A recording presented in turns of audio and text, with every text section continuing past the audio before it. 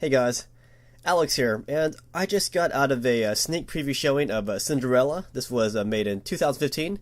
It actually releases on March 13, but I got to see it today, which is March 10, and I got to say I'm pretty happy with it.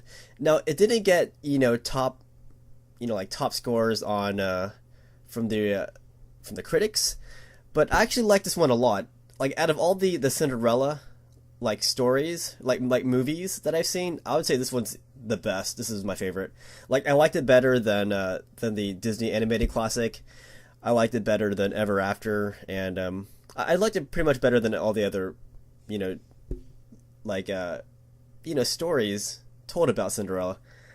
But this is most comparable to the Disney animated classic, but this is made by Disney, and it's actually very faithful to the storyline. So if you've actually seen the old Disney classic, the cartoon classic of Cinderella, then you already know the story of this live action movie. I would say that the biggest differences between this and the animated classic, aside from the animation versus live action. Aside from that, the biggest differences are that there is no singing in this movie. I mean, not exactly.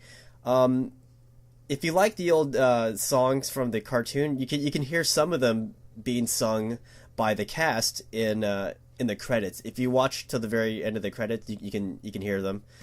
Like Helena Bonham Carter, she'll sing the Bippity Boppity Boo song, and it sounds really cool.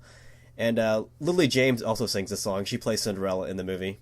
And another difference is this being a live action, like modern retelling of the movie.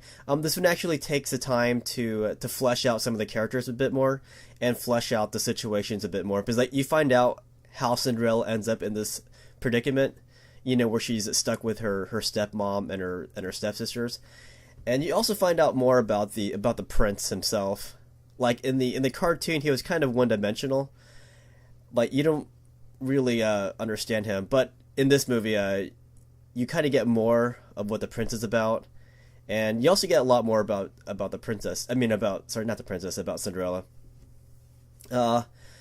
So why should you watch this movie if you've already seen the classic? I mean, that's pretty much what I talked about. Like this is the same exact story as the cartoon, but this one adds a little bit more to it. Like if you want to know more about the prince and know more about Cinderella and know how she got in that situation, then you need to watch this movie. And another reason to watch this movie, aside from that, is the acting. The acting's really good. Like Cinderella, like you really feel her, like without being sarcastic. Like you can understand her character. Like even though most people aren't like her, as polite as she is, being in the hardship that she's living in, it's hard to imagine someone actually like taking it and being nice about it. But you really believe Lily James as Cinderella, and that's awesome. And the prince too, like he's put in some emotional situations, and you really feel what he's going through. So yeah, it's pretty fantastic, and being a live action telling, it's cool to see the visuals. The visuals are fantastic. Like it's got that Disney feel to it, and it's perfect. Like all the visuals you see in this movie, it's perfect for this fairy tale.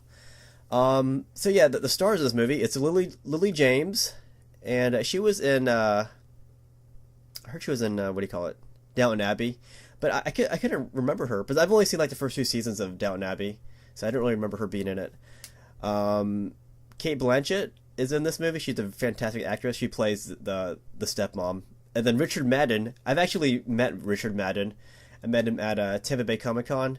If you don't know who Richard Madden is, he plays Robb Stark in the Game of Thrones TV series. In person, this guy has a really huge accent, like a really huge Scottish accent. But in the movie, he really flattens it out. Same with Game of Thrones, you don't really hear that Scottish accent. But when I met him in person, when he was talking to me, it's like, dang, that guy has a huge Scottish accent. It's pretty awesome, actually. Helena Bonham Carter plays the fairy godmother, and And there's a pretty good cameo from Stellan Skarsgård. He plays the Grand Duke. Stellan Skarsgård was also in Thor and a lot of other movies as well. But yeah, there's a lot more like appearances that you'll recognize, such as Derek Jacobi as the King. But yeah, Lily James, I didn't really know who she was, to be honest. Like, as I said, she was in Downton Abbey, but I don't remember her. But man, she is fantastic as Cinderella. Like, she is Cinderella. Like, I wasn't really feeling the blonde on her, but her acting and her emotions, she's perfect. Like, it's incredible. That's why I love this movie. It's because of her, and also because of Richard Madden's performances. And yeah, this was all directed by Kenneth Branagh, a very famous actor.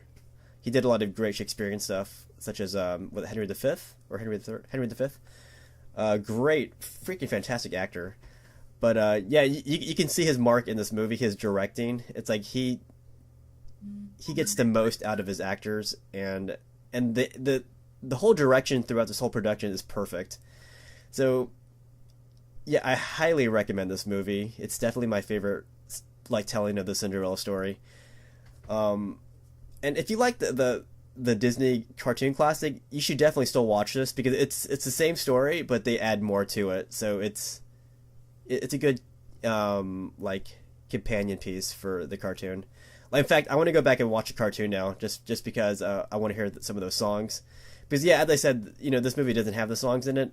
It has, like, I think two or three of the songs from the cartoon, but you have to wait till the credits to hear them, though. It's kind of sad, but I guess they wanted to avoid this being your typical musical numbers. Like, this one doesn't have any musical, like, during the movie itself. So highly recommend this movie. As I said, the reviews aren't great, the critics, but I love this movie.